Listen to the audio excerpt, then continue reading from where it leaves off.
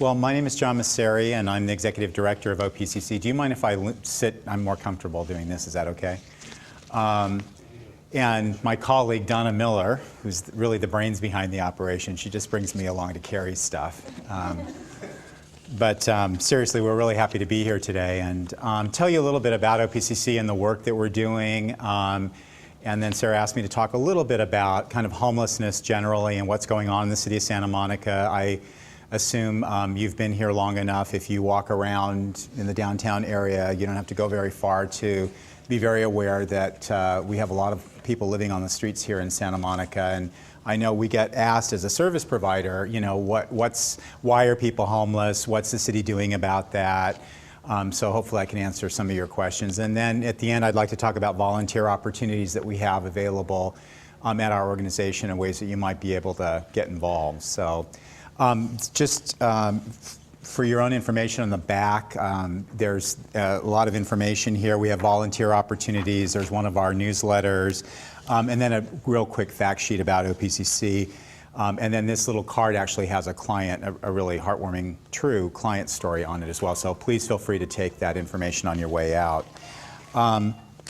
So OPCC, the story of OPCC really begins more than 43 years ago. We've been in Santa Monica since 1963, and actually before that, in the late 1950s, Santa Monica was a very different community than it is now. The Ocean Park area, which is, for those of you familiar with the city, is the south part of the city, is where primarily working poor families lived. There was a time, actually, that there were deed restrictions, covenant restrictions on owning property along the beach. And so a lot of the people who worked in the service industry and their families lived in the south part of the city. And the church in Ocean Park, which is a Methodist congregation that's been there since about 1897, I believe, had a building on its property that had been used as a church parsonage and had been sitting vacant for quite a long time. And so there were several people who lived in the neighborhood that asked the church if they could use the house as a community center. And that was really the beginning of OPCC. We were not incorporated until several years later in 1963. But for the first few years, the community center, and I know when most people think of a community center, you think of basketball courts and swimming pools. And this was a community center in the sense of it really being a place of gathering for people who lived in the neighborhood. And we started off by providing some very basic things. We provided groceries to families. We provided clothing. We provided a meeting spot for people who lived in the community to find jobs or housing. We provided childcare, which doesn't seem that novel now, but 45 years ago, cooperative childcare was really non-existent for working families. And we provided activities for what today we would identify as at-risk youth. In those days, it was just kids hanging around after school getting into trouble because they didn't have anything to do. And that was really the genesis of our organization. Through the 1960s, OPCC continued to be known as the place in the community that was the resource center. And as the community changed, as the demographics of the community changed, as Ocean Park changed, our organization sort of morphed into this multifaceted social service agency that we are today. Our first project was then called the Drop-In Center, which was a place where people who lived in the neighborhood basically every day came by and got whatever they needed, whether it was information or referrals, or if we had food or we had clothing or donated items. And that was kind of the hub of the activity in the community. In the mid to late 1970s, when the women's movement really started to take hold and domestic violence became more well known, we actually formed Sojourn Services for Battered Women and Their Children in 1977. We actually have the second oldest crisis shelter, domestic violence crisis shelter in the state of California. And that started because the volunteers who were working at the Drop-In Center noticed that when they came to open up in the morning, there were women, and often women with children, parked in the parking lot. And these were not necessarily homeless women, but it was clear that they didn't have any place to go. And as the volunteers began to talk to them, they realized that these were women who were fleeing their batterers. So what would happen is there would be an incidence of domestic violence in the household at night. The batterer would either fall asleep or leave, and the woman would take her kids, and she would come to OPCC because it was known in the community as a safe place. And she would wait until the morning until the batterer left, and then she would return home. So it didn't take very long before our volunteers figured out that we needed to do something to create a safety net, essentially, for these women and children. In the 1980s, as homelessness became the social phenomenon that we understand it to be, and unfortunately, I'm looking around this room, and your generation, I'm older than I think probably everybody in here, your generation has grown up with homelessness as a state of being. But when I was growing up, it was not, we did not have wide-scale homelessness. It really started in the late 1970s and early 1980s with the, and actually the movement started here in California with the deinstitutionalization of people with mental illness. We had a state mental hospital system that wasn't, terrific. Certainly there were a lot of abuses, but the mental health system, state mental health system, was dismantled with the promise that there would be community resources so that people could live in the community with adequate housing and supportive services. Well, the problem is the first part of the equation happened, that is the institutions were shut down, but the community support system and housing never followed, and that really started a wave across the country of massive numbers of people, many of whom are severely and persistently mentally ill, living on the streets.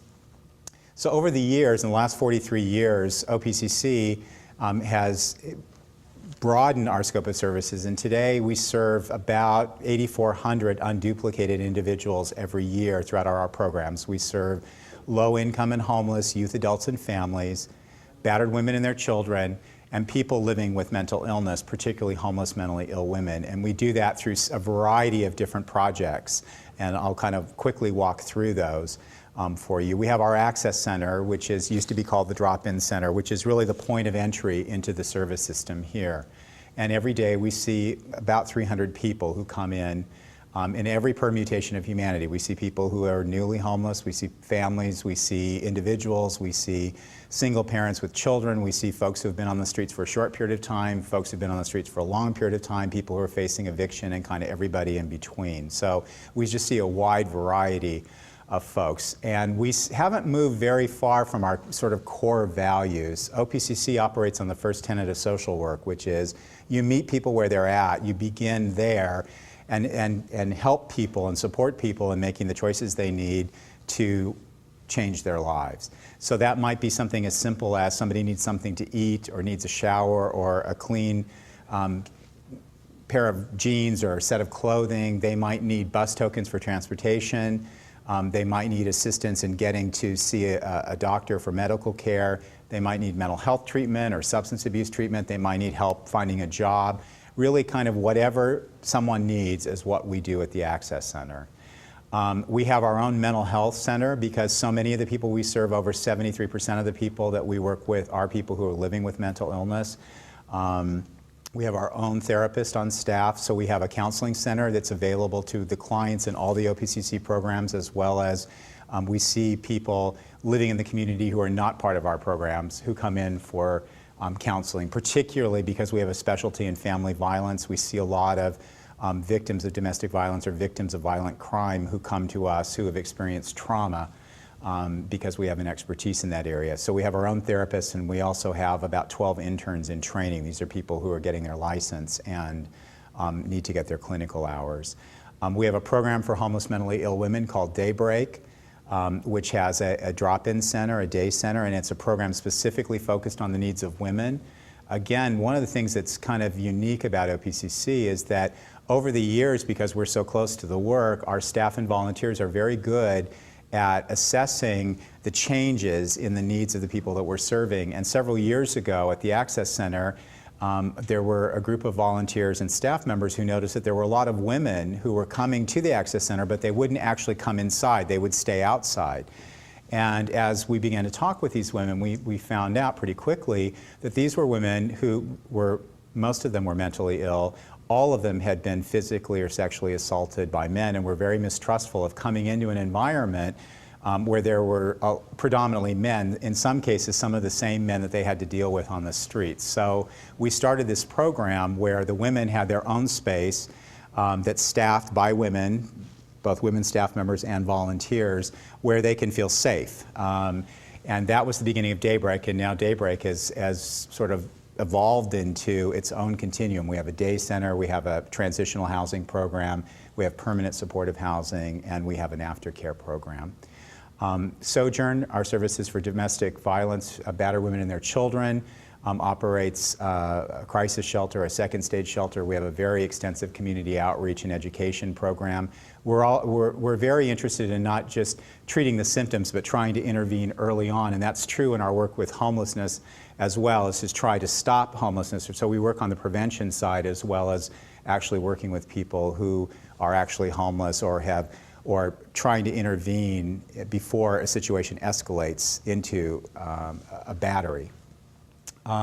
We have a program called Canine Connection, which actually is our newest program, and it's I see Donna smiling back there. This is kind of one of our all of our work is happy work, but we really like this one. It actually pairs at-risk youth with shelter dogs, and it's a very interesting program. It's some people think of it as a dog rescue program, and it's really not. It's a child rescue program, because what we do is we work with primarily middle school youth who have been identified as being at risk, or who have come from violent households or experienced trauma or having a hard time at school, and we pair them with shelter dogs. And the goal here is really twofold.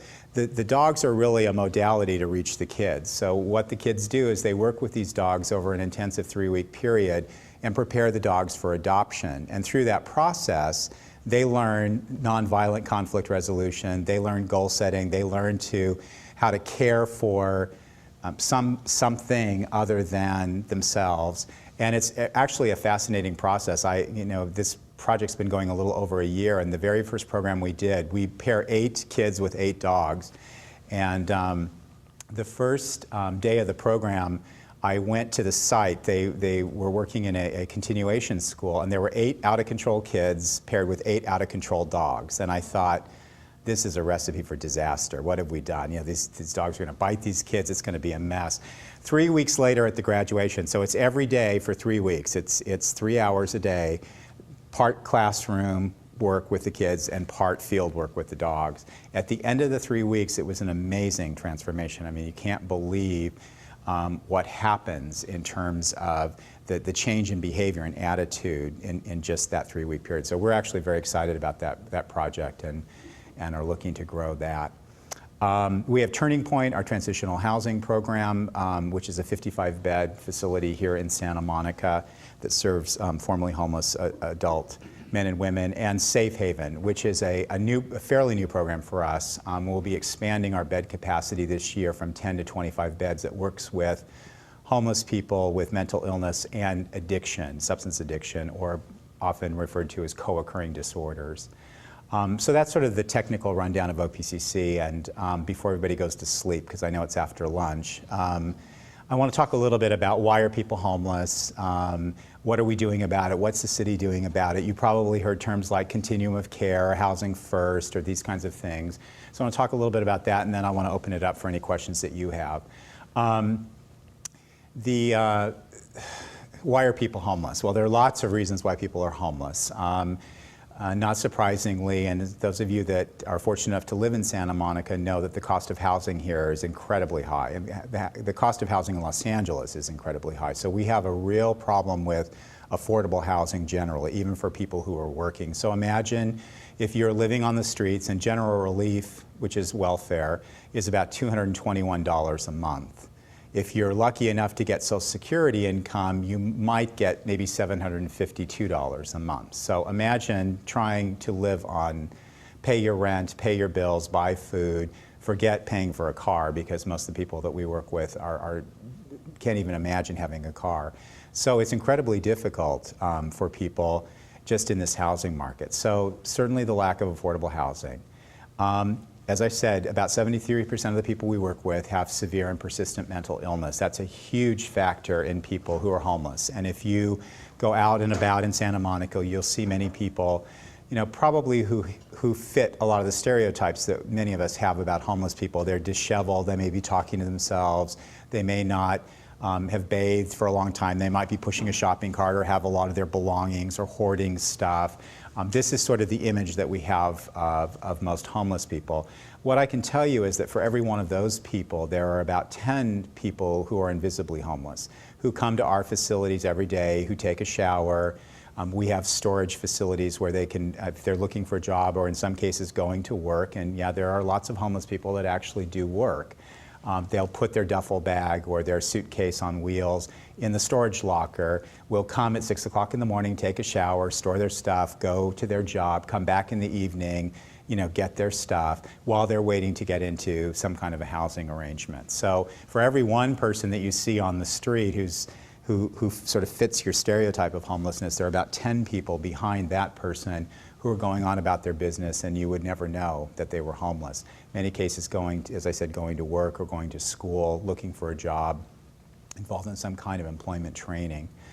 The lack of good paying jobs is another reason for homelessness. Domestic violence is a huge cause. Most of the women that we work with have been victims of domestic violence. So they've been in a stable living situation at some point, or maybe not so stable, but they were housed and decided that it was too much and they needed to get out of it. So we find that there are all kinds of reasons. Addiction is probably the other primary issue, or mental illness and addiction. And for those of you that are not familiar with severe and persistent mental illness, I'm talking about things like severe depression or bipolar disorder, which used to be called manic depressive, where people will have real highs and real lows. A lot of people will use drugs and alcohol as a way to self-medicate. So if you're, for instance, a paranoid schizophrenic and you don't have access to medication, it wouldn't be uncommon for you perhaps to drink. Because when you drink, your symptoms subside. The problem is when you sober up, the symptoms come back with a vengeance. So it's sort of a vicious cycle, that you're constantly self-medicating to control your symptoms, and you get caught like the hamster on the wheel. You can't get off because you're constantly going up and down. Also the proliferation of highly addictive and relatively cheap street drugs, crystal meth, crack cocaine. These are things that are fairly easy to get a hold of. They're not that expensive. They're very, very addictive, and so people will get hooked on this stuff, and it's very, very hard to break the cycle.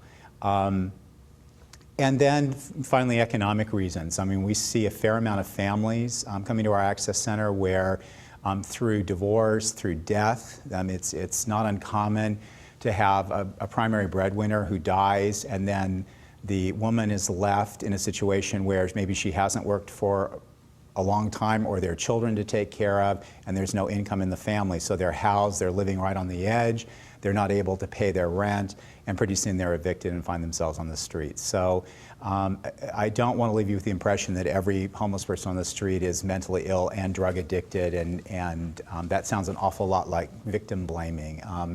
But it is certainly a significant reason for what we see in terms of chronic homeless people. What I mean by chronically homeless people, I mean people who've been on the streets for a year or longer, or who are living with a disability, or who have been homeless more than 4 times in the last 3 years. So we're talking about people who have maybe been in and out of shelter temporarily, but have not been in a stable living situation for quite a long time. What is the city doing about this? Well, the city of Santa Monica is probably one of the most generous cities in terms of their support for homeless services, not just OPCC, but on the west side there's a coalition of agencies called the West Side Shelter and Hunger Coalition, which has about over 25 members that are a combination of service providers and faith-based organizations that are involved in serving homeless people. And that includes everything from organizations like OPCC that have a very broad range of services within our organization, to faith communities who might be providing meals or in many cases providing volunteer support to support the agencies. We have organizations here that serve families. We have an organization that works specifically on employment placement for people. We have an organization that works with seniors. And together, the organizations try to fill out what's called this continuum of care, where you think of emergency services on the front end and permanent housing on the other end, and helping people kind of move through that system. The city of Santa Monica right now commits about, I believe it's about $2 million a year of their general fund revenue to homeless services, and has just recently focused on creating 2 new programs. One's called the Chronic Homeless Pilot, and that is a collaboration between service providers, the police department, paramedics, and human services, city human services staff, to identify individuals who have been the highest utilizers of services. These are the folks that get the most police calls, paramedic calls, use hospital emergency room services, and really intensifying our efforts to work with these people and get them into housing with supportive services. The pilot's been going a little over a year now. We started off with about 20 individuals who had been targeted. We have now 71 people enrolled in the program. 36 of them have been housed. So it's a very labor-intensive program, but it also is extremely effective in terms of providing services to people who have been the hardest to reach. Finally, I just want to talk a little bit about volunteer opportunities, and then I want to open it up and answer any questions that you have. For volunteering at OPCC, we love volunteers. We have right now about a core of about 700 volunteers throughout our agency that work in a variety of ways, and that can be anything from preparing the sack lunches, to helping with the grocery program, to doing administrative work. Donna always needs help at our fundraisers. We're always looking for folks who want to help out at special events. Sojourn, our domestic violence program, is always looking for volunteers to work on our hotline, to work with the Ocean team, to work in our children's program. We have actually groups of folks who come and prepare and serve meals at our various locations. So if you're interested in doing that as an individual, we can hook you up with another group, or if a group of you from Google were interested in forming your own group, that would be a wonderful way to be of service to us. There are opportunities internally. You could do things like a clothing drive, canned food drive. For those of you that travel or know people who travel, we love those small bottles of shampoo and conditioners and lotions and toothpaste that you often get in hotels, because we give those to our clients. So there are all kinds of ways of being involved. And I know that time is something that's precious for everybody, but we would really, really welcome and encourage you to think about, if you could carve out a little bit of time, whether it was weekly or monthly or every couple of months, to do some volunteer work. Not only would it help us, but frankly, I think it would be good for you too, because what I hear from the volunteers, and I can tell you from my own experience, because I'm, in addition to, my vocation, my avocation is being a volunteer. And I can tell you that it's good for your soul. It gets you outside of yourself, and it makes you realize, first of all, it helps you with your stereotypes in terms of who homeless people are. Because I think that we all sort of have an image. Sometimes we've had negative experiences with homeless people, and so we think that all homeless people are just like that person. But you actually might be amazed and surprised to know that everybody has a life story, and that we don't often know what people's stories are, that often there's catastrophe or trauma or something dramatic happens in someone's life that leads them down a path that results in them being homeless. So being a volunteer is a good way for you to kind of get the other side of the story, and also to give back a little bit, because I think all of us that are fortunate enough to go home at night and lay our heads on a pillow with a roof over our head often take that for granted. And so I think being a volunteer also gives you an opportunity to see that the whole world isn't as fortunate as we are. So that's kind of my quick spiel. What would you like to know? What questions do you have about OPCC, about homelessness, about what do you want to talk about? Yes, sir. So I'm a little more interested in, you mentioned briefly some stuff you're doing with other West Side agencies. I'm a little interested in that because we're in Santa Monica, but the people around here are from all over the Los Angeles community.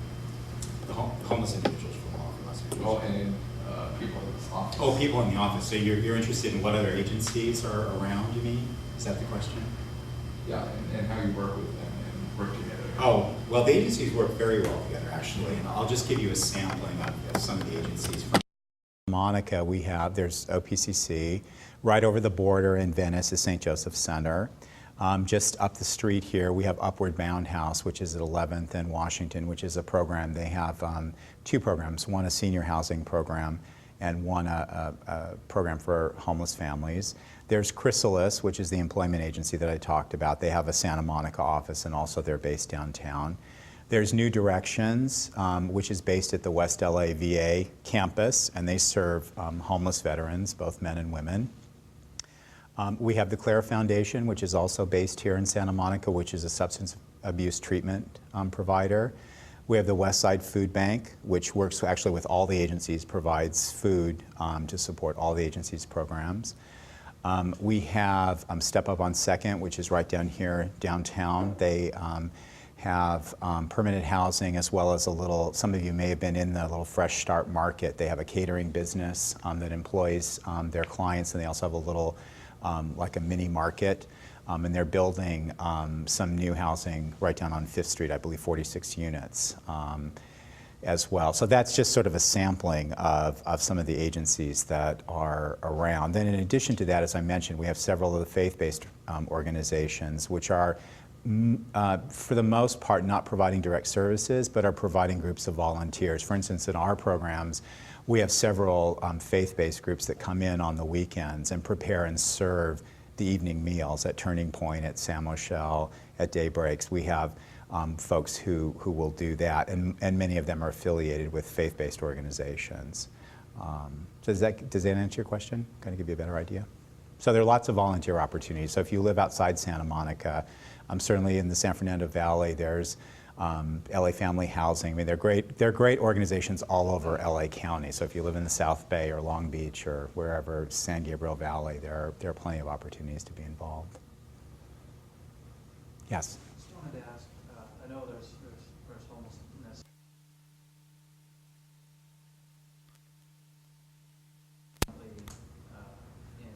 concentrated in certain areas downtown and Santa Monica, and also compared with places like Orange County, you drive down there, at least it's not as visible. What is it about Santa Monica and certain other places that tend to attract homeless people, and is it because the resources are here to help them? Is it because I've heard a story a while back about police were accused of driving homeless people to downtown Los Angeles and dropping them off. There's probably more than one reason, but I wanted you to talk about that. That's an excellent question. Let's rewind a little bit in terms of particularly downtown Los Angeles to understand Skid Row, because the history of Los Angeles is very much linked to Skid Row.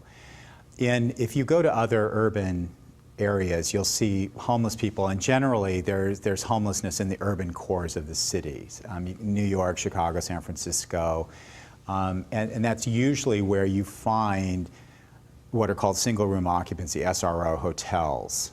In Los Angeles, the only place that we have SRO hotels are in downtown in the Skid Row area, and the reason for that is because years ago, really before the turn of the century, the railroad terminus ended right near Skid Row. And so you had a lot of these hotels, which were boarding houses originally. They were developed for primarily single men coming to Los Angeles to work. And so they would rent rooms in these boarding houses. Over the years, as Los Angeles grew and we became really a suburban city, the urban core where the SRO hotels were remained in downtown and in Skid Row. So homeless people, that was really where most of the affordable housing has been historically in Los Angeles. And so down there you have a lot of the missions and the faith-based organizations kind of in this urban core, because most homeless people were living in and around, or very low income people were living in and around the downtown core. So that's sort of the history, and I'm giving an oversimplified version, but essentially that's how Skid Row sort of developed. Now, relative to Santa Monica, people say, well, if you go to Manhattan or Redondo or any of the other beach communities, you don't see as many homeless people. Why is that? Well, there are a couple things that are different about Santa Monica. Yes, those other communities have beaches, but Santa Monica, first of all, is a world-class tourist destination. So you have infrastructure here to support tourism that you don't have in a lot of those other cities. You have the volleyball tournament or the surfing championship, but other than that, you don't have year-round tourism.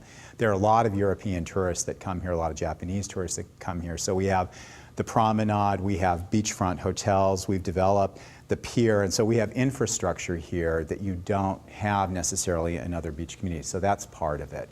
The weather is more temperate here. I live in the San Fernando Valley, and for those of you that live in the valley or have been out there in the summertime, it's very, very hot. And so if you go in the San Fernando Valley, of course, I'm very aware of this because of the work that I do. There are certainly pockets of homeless people. I live fairly close to Cal State Northridge, and there are a fair amount of encampments actually in that area. But most of the homeless people in the San Fernando Valley congregate along the 405 or the 101 corridors. Why?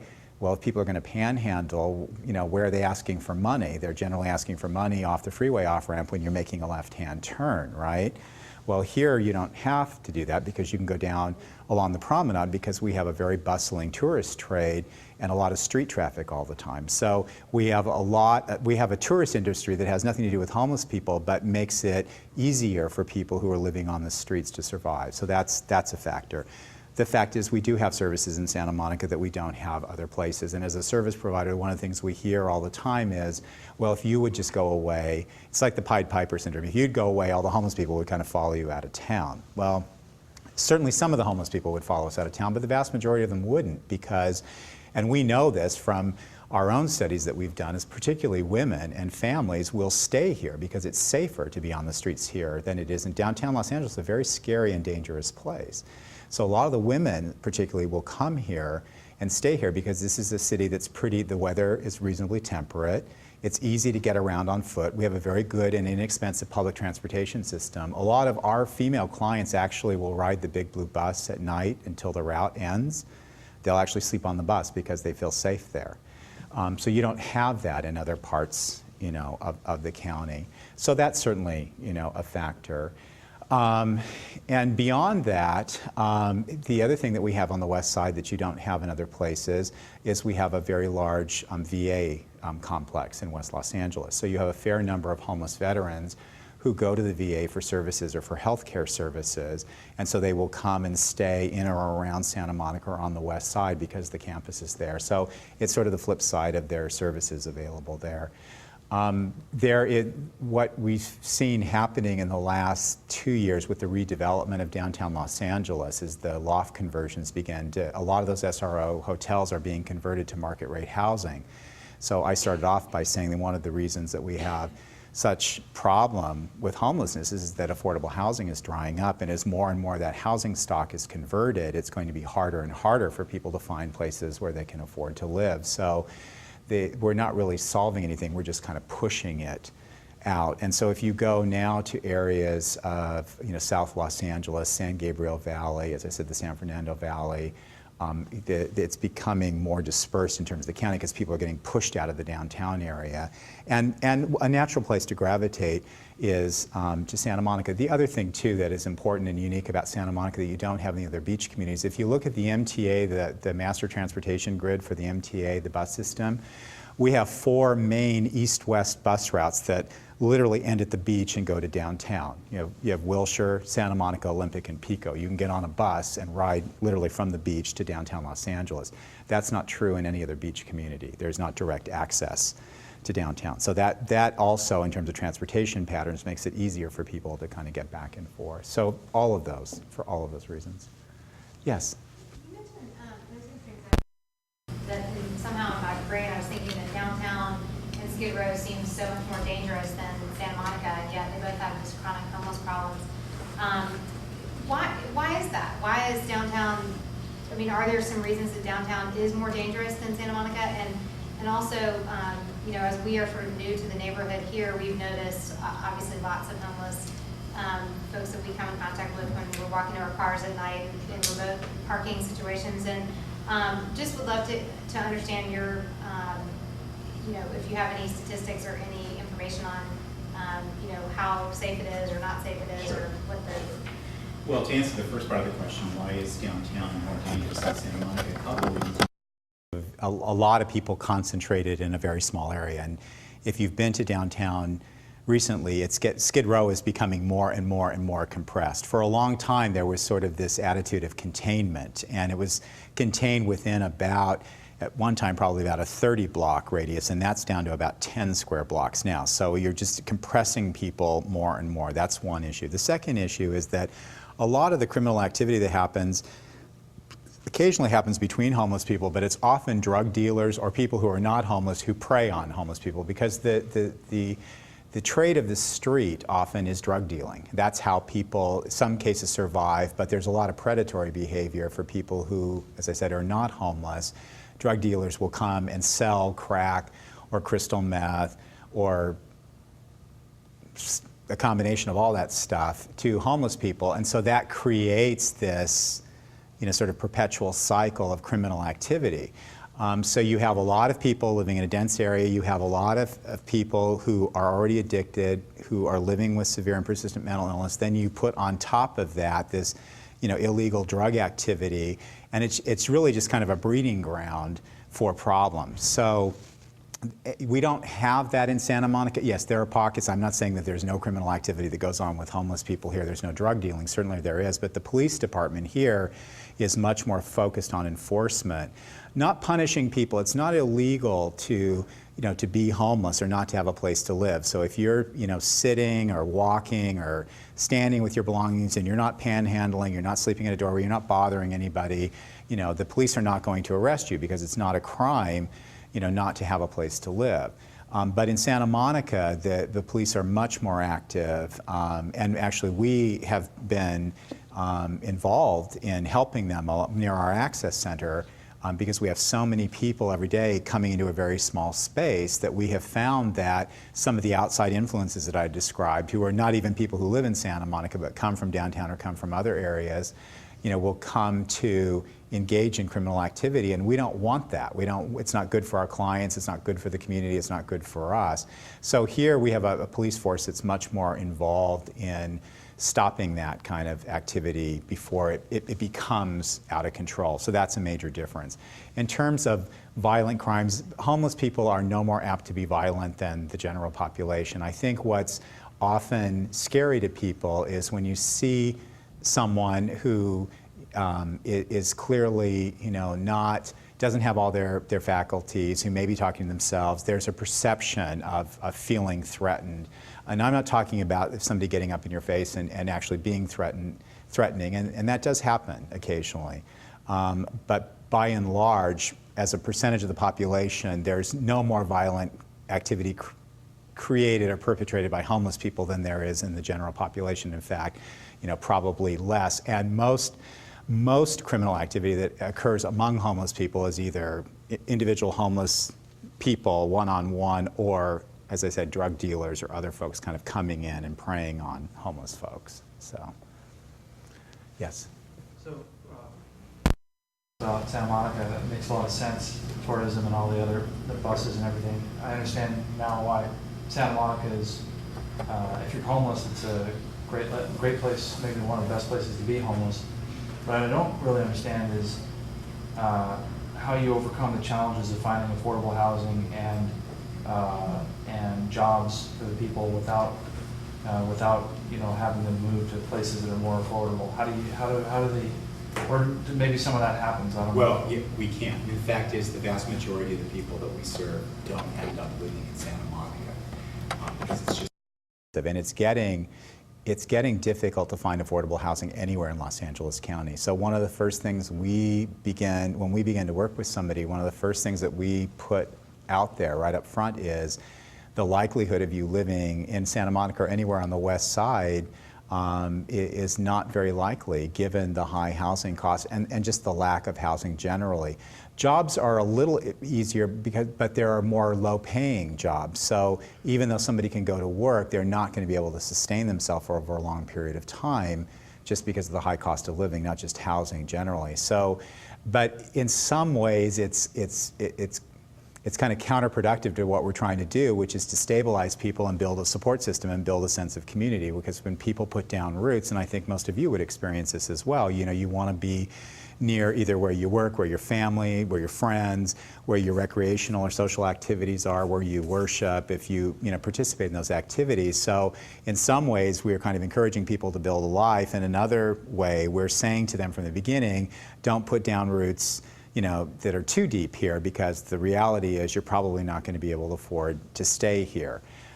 So it's a challenge for us, and it's something that we struggle with all the time. We have more and more people who are moving, farther and farther away because they have to, and that's just the reality of it. But most people are willing to do that in order to, to have housing and to be able to work, or if they're not able to work, if they're physically disabled, just to be able to have a roof over their head. They're willing to do that.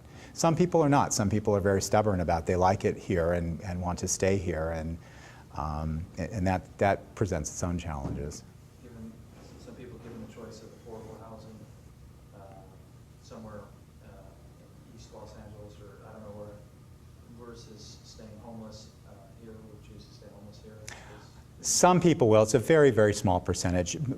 The majority of people, given the opportunity and the right amount of support, will choose the housing. But there are some people who will say, if it's, if you want me to go live in Pomona or Antelope Valley, I would rather stay here because I'm more comfortable. This is where my community is. But that's really a very small percentage of people.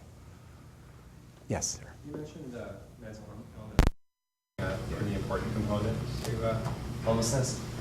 What is access like to medication for mental illness? I mean, well, for people, there's actually.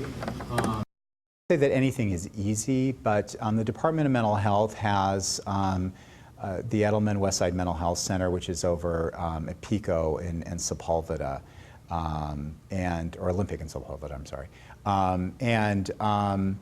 And so we have a county mental health facility on the west side that's been very proactive. It's been very involved with our organization, a lot of organizations, in getting people access to treatment, to psychiatric treatment, as well as medications. So it's not that difficult. We actually have psychiatrists that come on site at our facilities a couple times a week, and will often have the ability to write prescriptions. We have pharmacies locally that we'll work with that will fill them. So, between Medi-Cal, between county resources, between private resources, that really isn't a barrier, an impediment for someone that can get hooked up. Now, it's very hard for somebody who's homeless, who's not in treatment, to kind of navigate the system on their own. But once they're connected to services, it's not that difficult to actually get the medications. It's not a primary impediment. How do you keep them on the medication? Well, that's another issue. A lot of our work is really encouraging people and educating people about, this is your life when you're not on medication. This is your life when you are on medication. That said, we're not the police. I mean, we don't force people to take their medications. But again, I think given the right amount of support and education, most people will understand that if they take their medications, if they have a stable living environment. That's the other thing that's really difficult. It's easy for us to talk about, well, you should take your medication, but if you don't have a place to live, and you can't even remember what day it is or what time it is, it's very hard to stick to any kind of a medication regimen. For any of you that take medication or even take vitamins regularly, sometimes you think, did I take my pill this morning? It's hard to remember. So imagine somebody who's living on the streets, and their biggest challenge is worrying about where their next meal is coming from, staying safe, or getting from point A to point B, or last night, anybody living on the street when it's pouring rain, just trying to figure out a place to get out of the rain. So what we have experienced, and we work with a lot of people with mental illness, is once people understand how the medication can help them and what the treatment can do in terms of helping them manage their life, and they have a stable environment, then it's much easier to get people. Then it just becomes routine. So, yes. This process, and I'm probably oversimplifying this, admittedly, But in kind of in this process that you've kind of described, this transition for folks from kind of the emergency care, all the way into getting them placed, in a home, in a stable situation. How defined is that process? And I'm sure that different groups may define it differently. And then I guess my next question is it identifiable kind of in that process where the big bottlenecks, and where do people get stuck along that transition? And that's probably where I'm probably simplifying. It may not be as easy to be able to define that. Yeah,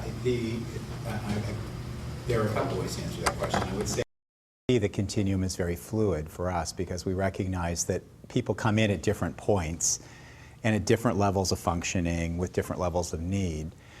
So we try to make it as easy as possible for people to get into the system. And one of the reasons why we operate so many different programs targeting so many different individual groups is we recognize that one size fits all doesn't work. If you're a pretty highly functioning person not living with mental illness that found yourself homeless as a result of a job loss, for instance, that's a very different situation, and your road to being housed and probably employed again is much shorter and probably easier than somebody who's been living on the streets for 15 years with untreated mental illness and or addiction. I mean, so you can't say that everybody is the same.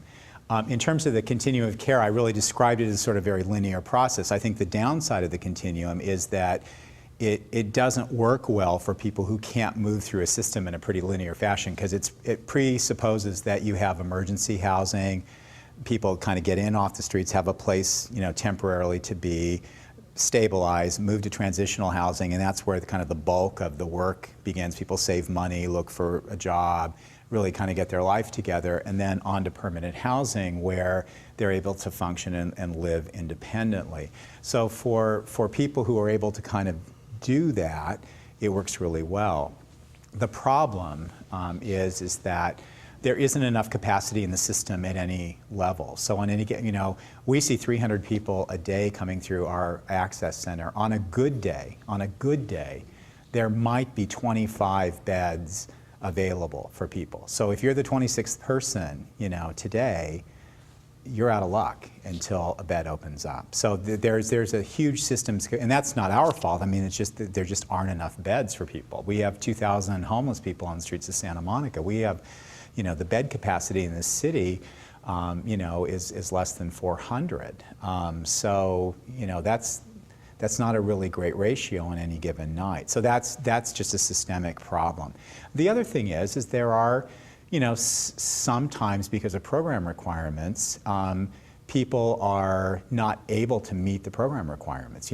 People may not be willing to commit to being clean and sober upon entry, or may be willing to commit to do that, but if any of you have ever struggle with addiction, that relapse is part of recovery, that people don't always get there, again, in a linear fashion. Sometimes, it takes a while till people are ready. So, and that creates its own barriers because a lot of programs will say, well, if you're not willing to be clean and sober, then you can't be here. So I think it's both a systems capacity issue, and I also think that there are barriers within the system that make it difficult for people. Does that answer your question? Yeah, well, I wasn't expecting one single answer. Oh, It doesn't surprise me. one size fits all doesn't work. Yeah. No. We work with humans, and everybody's different. What do you see? I know you guys are building the new facility in Cloverfield, and Right. you're going to need a lot of volunteers. If you guys had a wish list of your greatest needs from volunteers, is For there any volunteers. sort of things that you would want people to give to your organization that you're not getting at this point? Sure. Well, time certainly organized.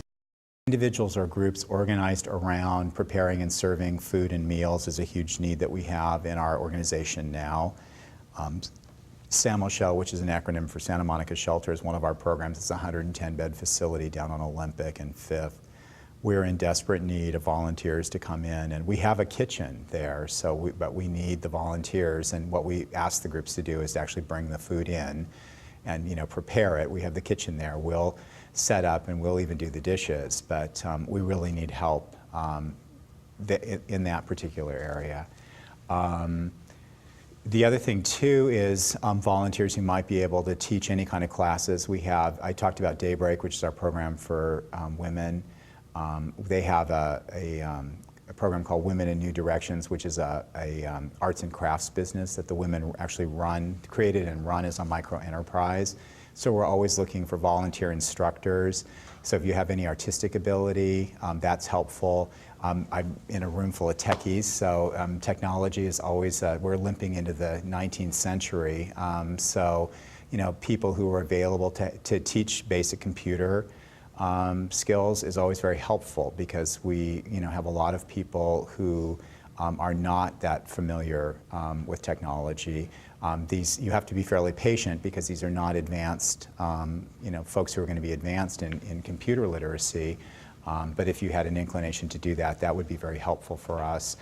Then beyond that, sort of internally, always organizing food drives. We always need food. Canned food, non-perishable foods are a big thing for us. And personal hygiene items. We blow through that stuff. I mean, it's enormous in how much we go through. So we're always grateful for that. So I would say those are and money.